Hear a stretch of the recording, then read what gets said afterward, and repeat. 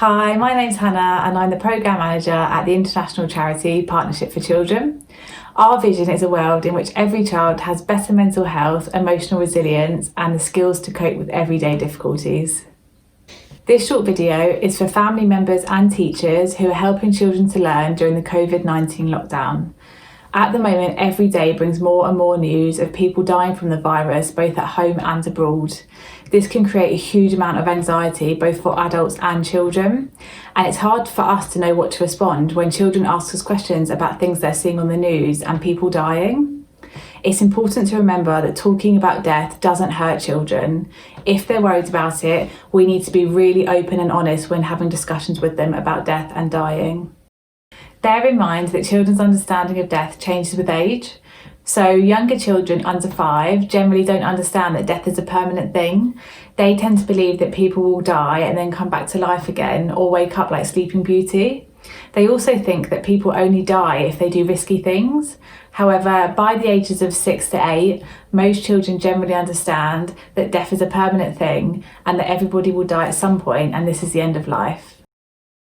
But they may still have lots of different ideas about death, which are not always consistent.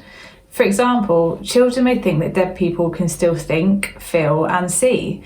They may also believe that if you have a good doctor or pray hard enough, you can avoid death and may even be able to come back to life.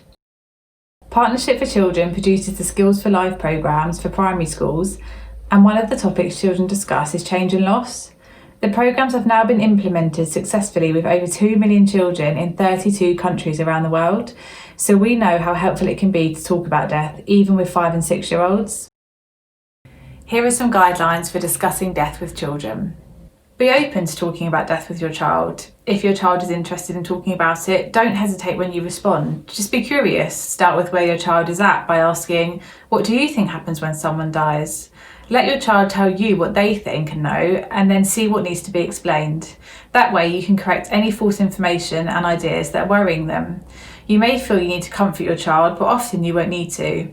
A simple response might be enough, so don't overload them with information or explain things they don't ask about. Just keep the discussion going for as long as your child shows interest. During the pandemic, children may be worried that they, you or older relatives might die. It's important to reassure children that the chance of dying from COVID-19 are very small and that we're all taking precautions to try and avoid getting sick. Remind them that we're washing our hands more and we're not having friends around to play. For their mental health and yours, try not to listen to or watch the news too much and save it for when the children are in bed. If someone you know or love has died, be honest in your conversations with children. Say, Grandpa has died, not he's gone to sleep or he's gone away. Ask children how they feel and tell them it's okay to cry. It's normal for children to feel a range of emotions when someone dies. If they feel angry, it can be helpful to reassure children that the person who has died did not want to leave them. Some children can feel responsible in some way, so just reassure them that it's not their fault. Perhaps you could involve them in the funeral or any other way you honour the person who's died. And don't be concerned if they mostly seem curious or don't really look sad on these occasions.